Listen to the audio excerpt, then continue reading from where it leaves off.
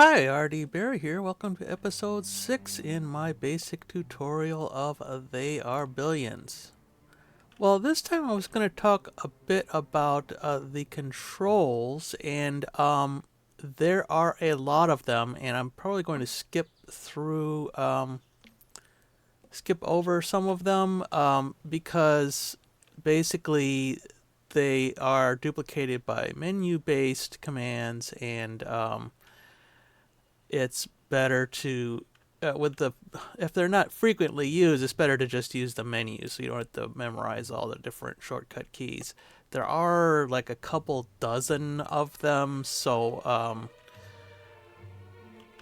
in fact it's probably more like a few dozen than a couple dozen. So yeah, there's unless you have a very good memory, you're not going to remember what the H button does, or whatever it does. That's the button that you need to use it for.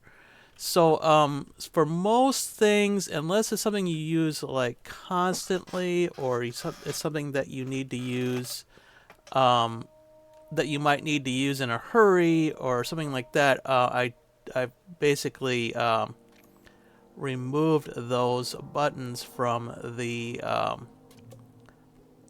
or those shortcut keys. And you can look at that just using the menu here. This is the game menu here, and this is always mapped to the escape key. You can't change that.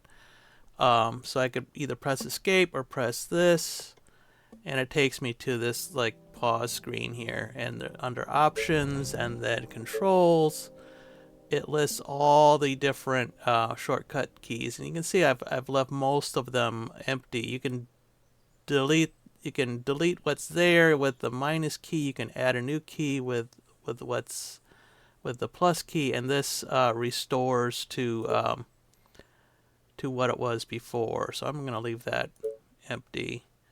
Um, Not that it hurts to have that, but I'd rather remove the clutter. But first, I'm going to go over the stuff that does not have shortcut keys, or at least is available without using a shortcut key. So, like I mentioned, the escape button. Let me go back in here again. Here it is. The game menu here. I've left that blank. It's the default is the escape button, but that doesn't do anything because it's always the escape button. You could add another key to do that, but the escape button can't be changed. So I'm just, it doesn't matter what's in there. Right. So like I said, the escape button um is one of the things you can't change with, or you can't set. Um, and there's a few other things I want to go over. First of all, with the mouse, you can zoom in and out. The game wants you to use page up or page down or something like that. My philosophy is that you're playing with the your left hand on the left hand side of the keyboard, so it's your first three fingers are on W, S, and D, and that allows you to reach or I should say A, S, and D, and that allows you to use W pretty naturally. And a lot of games are set up like that by default. It's hard to say if this is because there's actually two sets of defaults, but that's what I'm doing now. WASD to move the map around, just instead of you don't have an actual character yourself, so you're just sort of living in the command center here. So you don't move yourself. You have to give commands to do that, and so instead of WASD actually moving something, it just moves the map. And it's actually moving the camera. W moves the camera up. It's the same as moving the map down. So if you don't think about that, it's it's fairly natural. All right, so I've kind of started a kind of a test game here, a test mission. Put a couple populated the map a little bit so we'd have something to show here. So let's see. First of all, the we've got a mini map down here. It shows the entire map in tiny perspective here. The bright green line there is just the train, and all my units are showing up as green dots. All my buildings and whatnot. Enemies show up as red, and that's kind of a default of the game. I don't know if there is a colorblind mode. I just realized that's going to be kind of hard for colorblind people to see, or at least most colorblind people to see. If the difference is green and red, green and red look the same, that's going to be an issue. So I don't know if that's something you can change or not. It's not a problem for me, so I haven't looked into it. Anyway, so here's the mini map. You can move if you want to center the map on a particular place. You just point and click, and that will automatically move the map to be the center at that point. And you can also click and drag, so like that, and then zooming in and out is just the mouse wheel. So I'm just moving it forward and then moving it back. That zooms in and out. That's pretty standard game mechanics, I think. And I'm going to be pausing to look at my notes here occasionally, so I will edit that out, so bear with me here. Alright, so a lot of the game, the structure is you select something and then do something with it. So for example, right now I've got these little walls selected, and there's a menu. If I select the command center, that's like the main menu. I can build buildings. That's the menu there. It's also got lots of interesting and useful information displayed. And I'll go over, I think I'll do a separate episode on all the different information that's available. It's not something you really need to think about too much in game unless you're a like statistics nerd or something like me, but that's it is available if you want it. So let's see. So like I said, the first thing you do is you select something. This ranger here. Once it's selected, the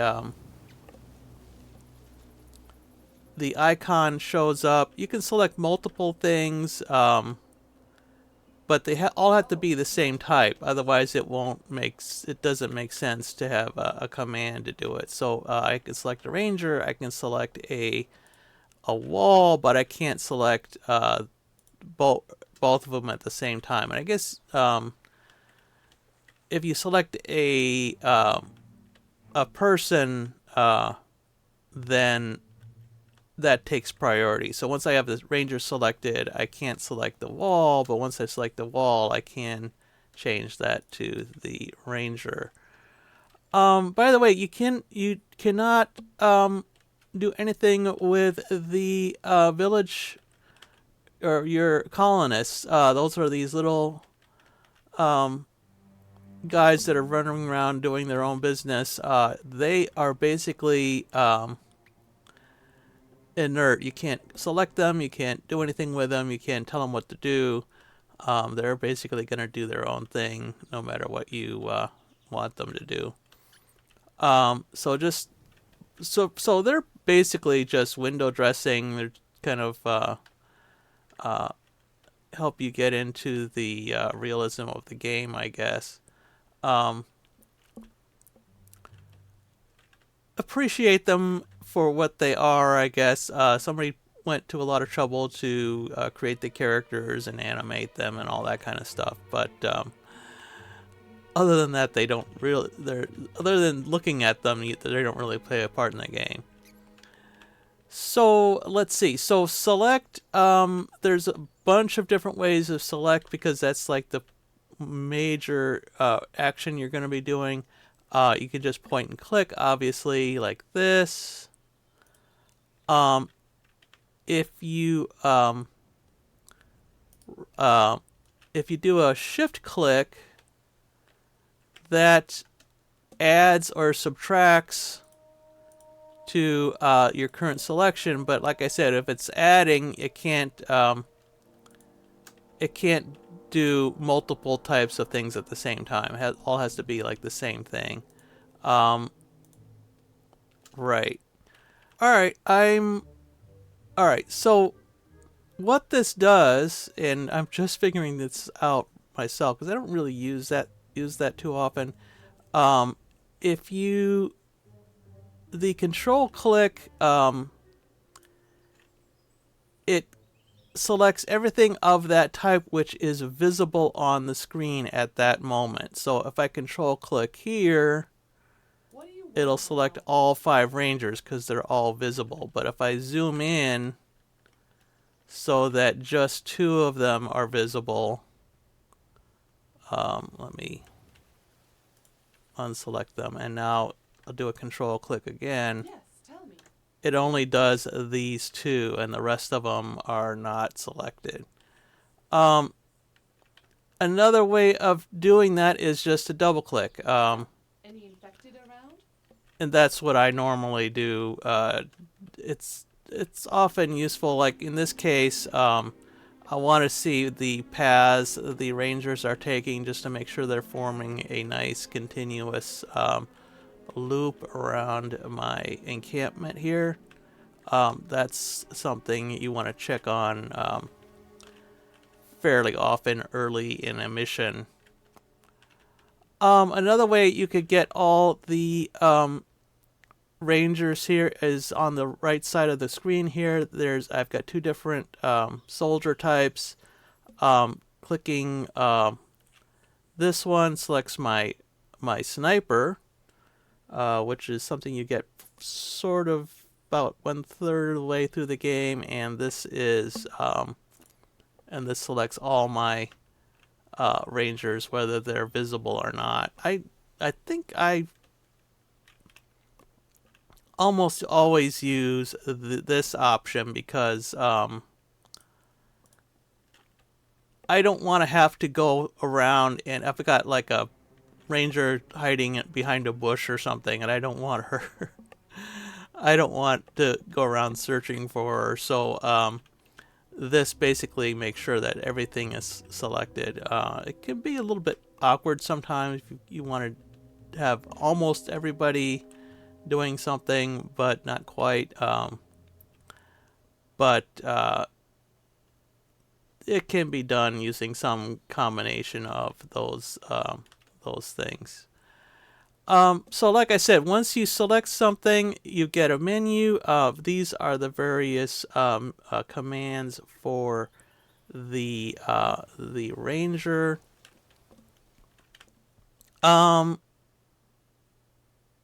With a building or a structure, the commands are usually very simple. There's just demolish usually. Sometimes there's a stop command like this sawmill. You can pause production. That will free up the workers to do something else and also free up energy and whatnot. So that could be useful. I won't do that right now, but that's what it looks like. So use the buttons to suspend and restore operations. You don't have to actually destroy it if you don't need to. Right, and I think probably the main way you select something is just click and drag. So I click here, drag down to there. It creates a rectangle. Everything within that rectangle gets selected as long as it's all the same type. And I guess there's a priority which things get selected if there's more than one different type there. So if I want to select these walls, I just click and another way I could do it is just click and grab. If I just want to do 2 of them, I just click and grab carefully so I get these 2 and miss that one. So that's probably the most common way you select things, at least for groups, is click and drag. Like I said, there's also just clicking one at a time. Okay, and one other thing to do with the map, which is useful sometimes if you want to move the map while your fingers are busy, you just have to move the mouse to the edge of the screen, and that will move the map also. It's usually a lot faster to use the mini map here, but sometimes this is useful occasionally. I don't do it that often though, or try not to do it. Or I don't try not to do it, but I don't try to do it very often. All right. So, I already talked a little bit about the camera movement with WSA or WASD. Like I said, that's what I'm doing here. And let me just go through the rest of the commands here. Camera zoom in and out, I don't have set because I can just use the mouse wheel. Repair a command center. For that, you just click the command center, and its menu shows up. There's a bunch of shortcut keys to get to each one of the. There's only 5 shown here because this is we're kind of early in the game here, but later on more of these will be populated, and they all have their individual shortcut keys. But I don't even have them mapped because I just click the command center, or you can just use this button that will also select the command center, and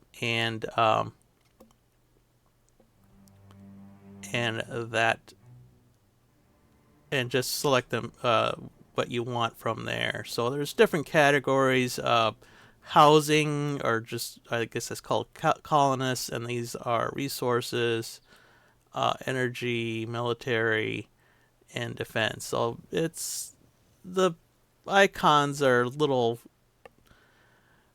cryptic on occasion. I'm not even sure what that's meant to be, but eventually you learn to recognize them. All right, one of the items on a command. See this, you can if you hover over an item, you get a little health bar, and I'll talk about a little bit more about that later. But you can see in this case this wall was damaged, and see with this wall you can either just demolish it or nothing. This one has the option to repair, and I guess that's supposed to be a gear and a wrench. So that will, you don't have to just wait until it takes enough damage to be destroyed. You can click on this. Most of the time you'll want to just repair everything that's damaged, and that's this button here. And there's also a shortcut, or possible shortcut key. Again, I don't have that assigned, I just use the menu here. And what that will do, if this is if there's something that needs to be repaired, you'll see a number there, and that's the number of items that that need to be repaired. If that's green, you can go ahead and repair them.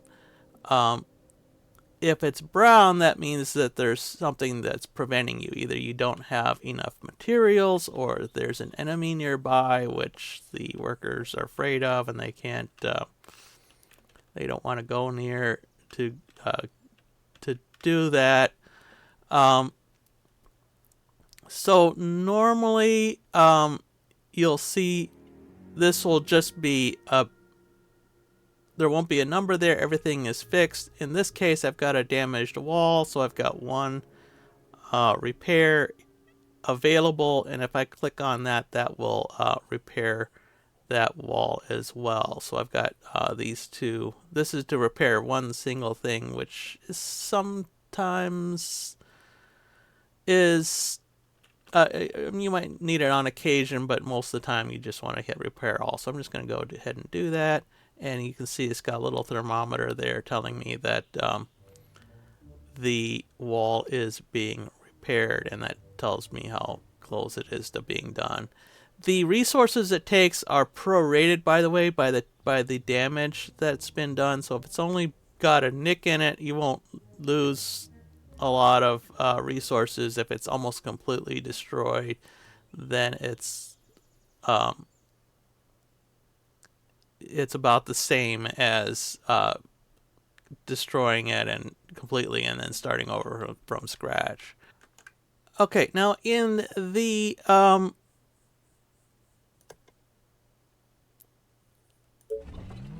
controls menu, it says something. It says mayors of the colony, and that's a little bit misleading because we don't have mayors in our colonies.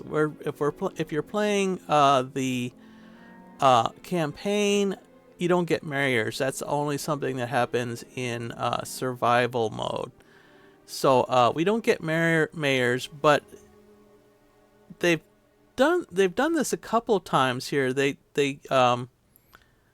have something written here, but you can assign a key, but that key would then do different things depending on context. So some of these are context sensitive, and they don't always explain everything that something could do in this list here. So let me go back to the game. What that does is it presses, it does the missions. In our case, in the campaign mode, it does mission info, which is what you get at the start. Same screen you get at the start of the mission. You can look at the victory conditions, the defeat conditions, special features of the map, and you have to hover over that to see the details.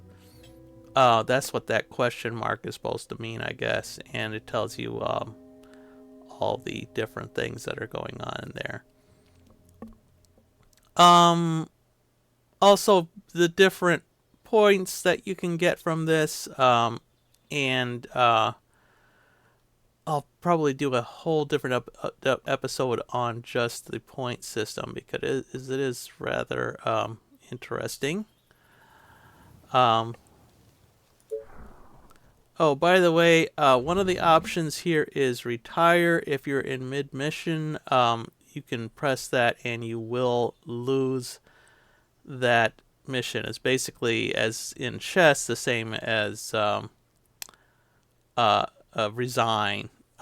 You basically, the situation is hopeless. You don't want to stick around and see your entire colony get wiped out, so you just though that can be fun, I guess, under some circumstances.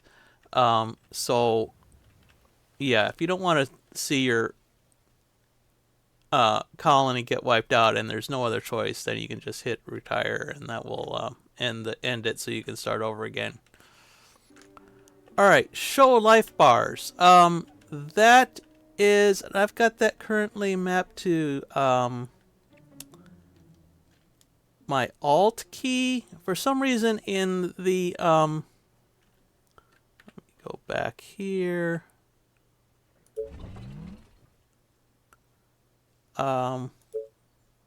That's actually the default, by the way. It says menu here, but on my keyboard it says Alt. So I don't know what country this is or what kind of keyboard that is, but it says menu there, but it's actually the Alt key, at least on my keyboard. So I've got that mapped to the default, which is the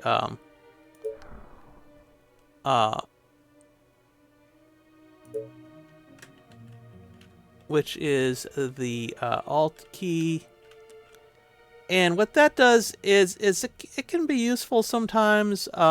You want to, instead of just looking at the health of an individual This better be good.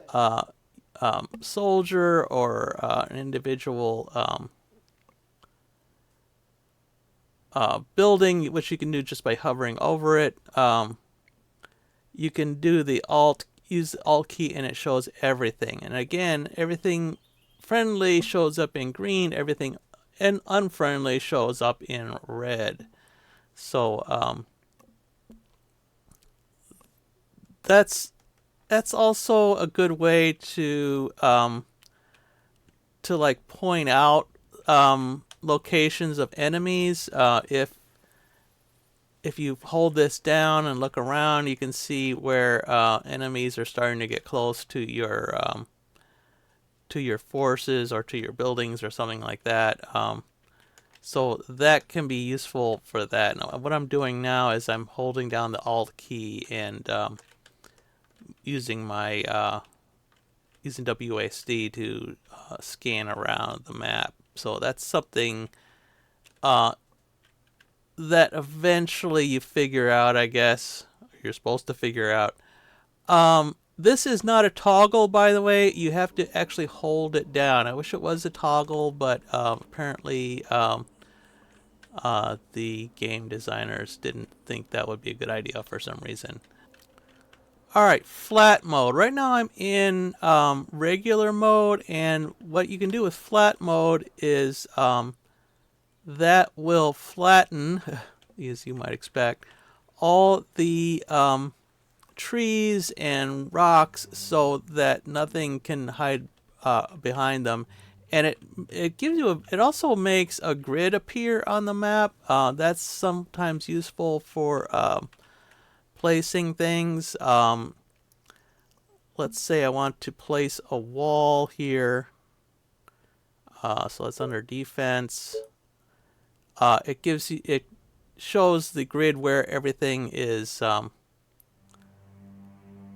all the possible positions you can place things, and it is, if it's green, that's the place where you can put it. If it's red, then it's out of range. And the reason these are, you can only place it within range of the energy of your energy. So right now I've got the command center, which has a certain radius of energy, and then the tower here can also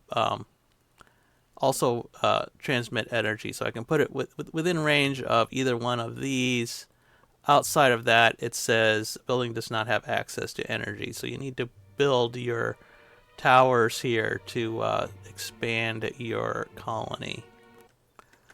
Oh, right. And now one thing I've done is I have over mapped the space bar. This is useful for placing buildings, and a lot of times what you do at the same time is when you're placing a building is you put it on pause. So I thought, why not do both of that, have a single key that does both at the same time? And sure enough, you can do that. I use the space bar. And so I'm going to take it off.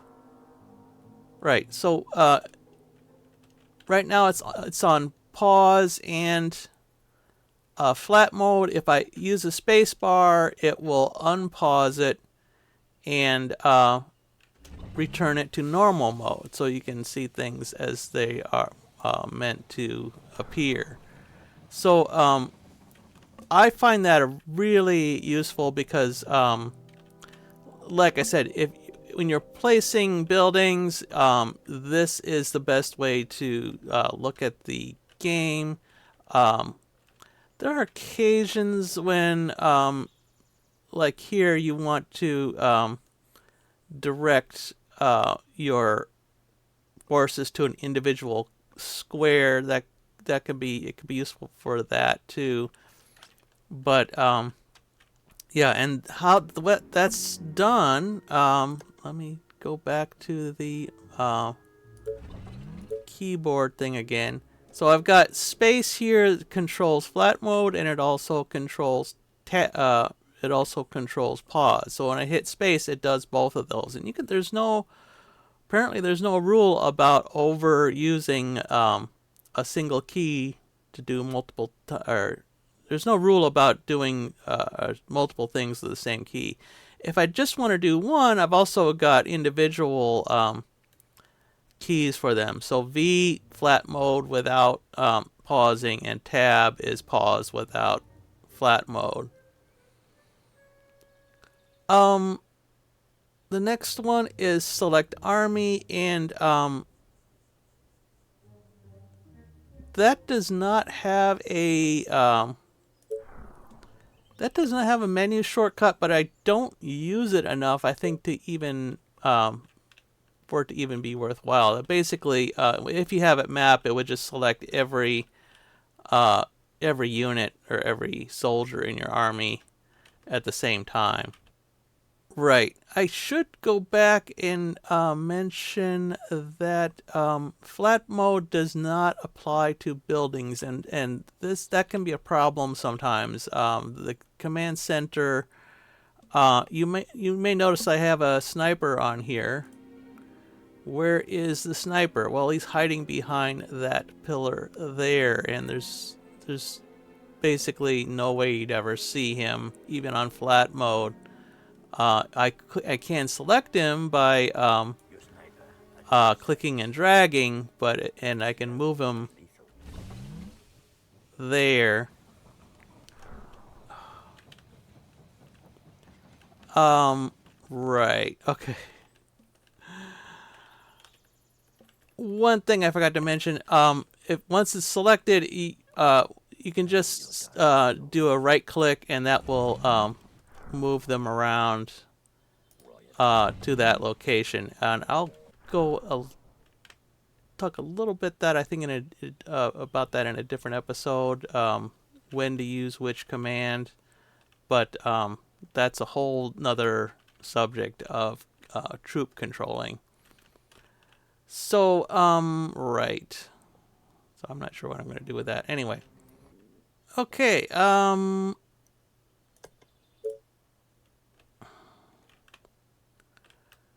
show hide interface. I've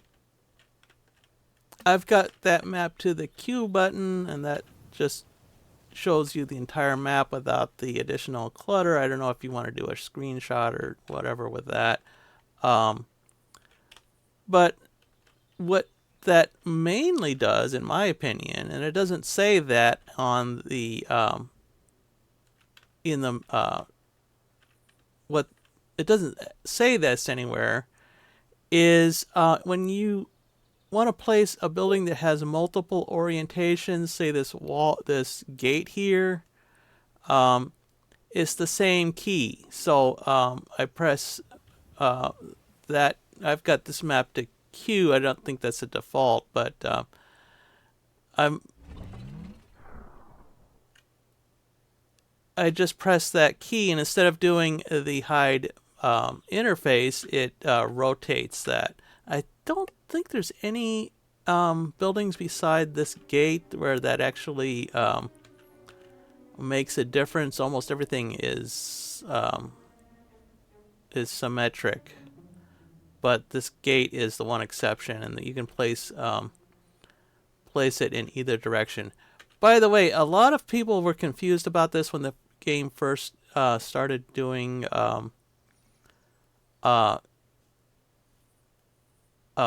the campaign mode. You can place a gate over the railroad tracks. That is not an issue. Usually it does not work in the bendy parts here, though, no matter how I change the direction. it can't be, I can't put the gate over it, so I can only put it on the straight parts of the track. Alright, let's cancel that. Right click to cancel, by the way.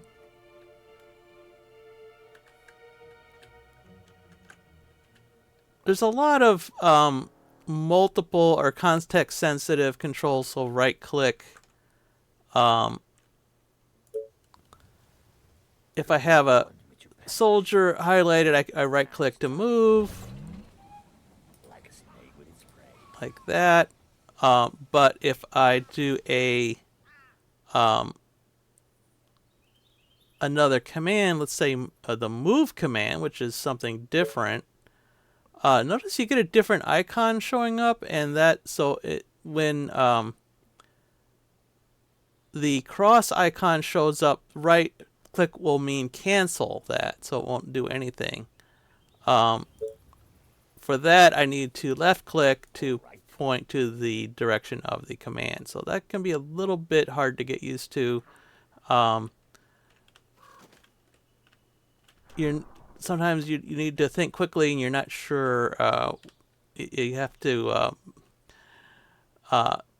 It takes an additional second to figure out whether you need to left click or right click.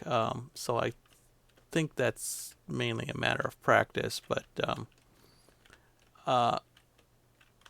anyway. Okay, select army we already talked about. Show hide interface. Energy supply. I've got that mapped to the B button.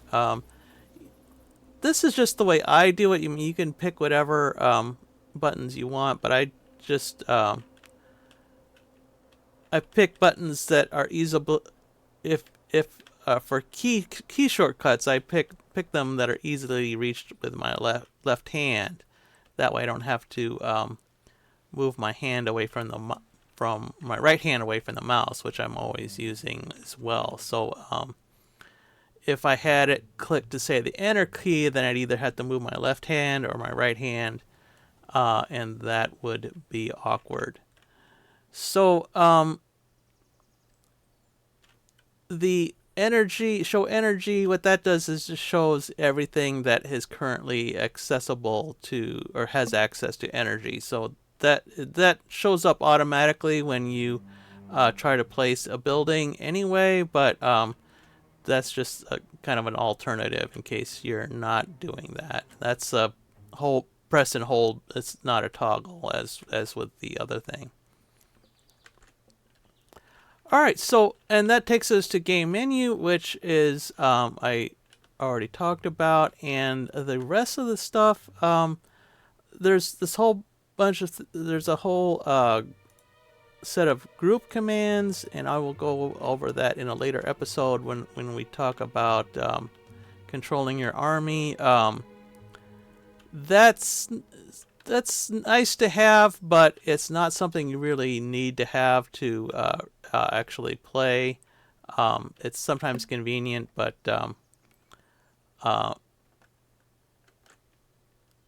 that's it's not really necessary, I think, especially if you're beginning, unless you're doing fancy maneuvers or something. And everything else, there's a whole bunch of commands, and those all have to do with the with these menu items here. There's commands for all of these. I actually do everything from the menu except attack and patrol. So these two. Everything else isn't. I don't use as often enough to really assign a shortcut key to it. It's there anyway. Just you just click away anyway. So all right, and I think that's the end of the list. So I will end the episode there. And I think I'm not quite sure what I'll try to do next time. I think I will kind of do a phase by phase. Well, I might do the soldier commands, or I might do just sort of a overview of how a mission would go. There's kind of a succession that goes on. There's like the early part of the game, early like stage one, where you're just uh, laying out the laying out your initial plans, and then various other stages where you're solidifying that, and then the final stage where you're often uh, defending yourself from a horde. So there's different phases to that. I'm not sure if I'm ready to do that one yet. So next time I might just do. I might just talk about one of those, or like I said, I might just talk about controlling your army. Because sometimes they do kind of have a mind of their own sometimes, and they don't always do the wise thing. Um, anyway, so I hope you'll join me for that, and until then, bye.